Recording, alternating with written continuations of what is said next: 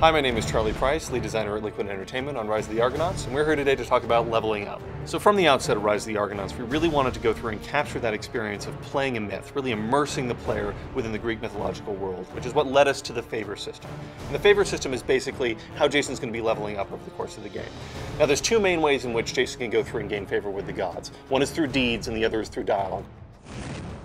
Right now we're in the middle of Mycenae. Jason's basically fighting for his life. You may notice some text that'll pop up in the lower left corner of the screen. That's a deed. And deeds function kind of like Xbox Live achievements. As you go through and acquire these things based on the cool actions that you're performing throughout the game, we're going to be recording every single cool thing that you've done. And then later you can go through and dedicate these deeds to the gods in order to go through and gain favor. The other way in which Jason's going to be able to get favor is through dialogue choices. Now, in Rise of the Argonauts, every single dialogue choice that you're going to be making is going to be aligned with one of these gods.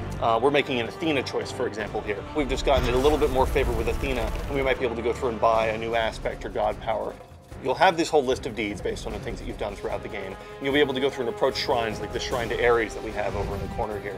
And this will basically take you to the screen where you can go through and dedicate deeds and then purchase new abilities that you want to get from Ares as a whole. In the upper left, you'll see all of the different deeds that Jason has at his disposal. You see the Manslayer deeds, those are the ones we just acquired when we were in combat, in addition to a bunch of other deeds that Jason's acquired over the course of his journey so far.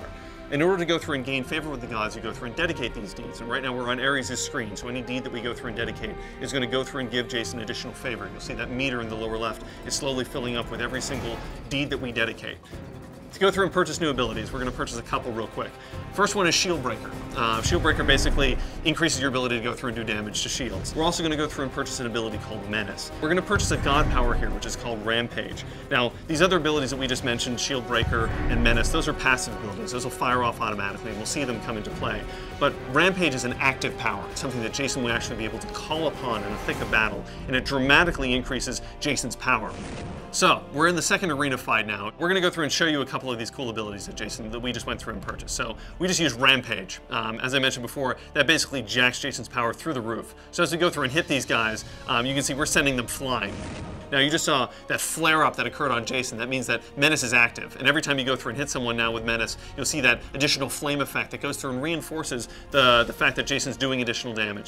So you'll notice that every single god will be able to go through and grant Jason 25 different types of abilities. But what we've gone out of our way to do in Rise of the Argonauts is to make sure that every single one of those abilities really matters. Every single bonus you're going to get in Rise of the Argonauts is something you're going to be able to see and feel when you're in the thick of combat. It's all about really taking the player into the experience and not reminding them that they're playing a game every single step of the way.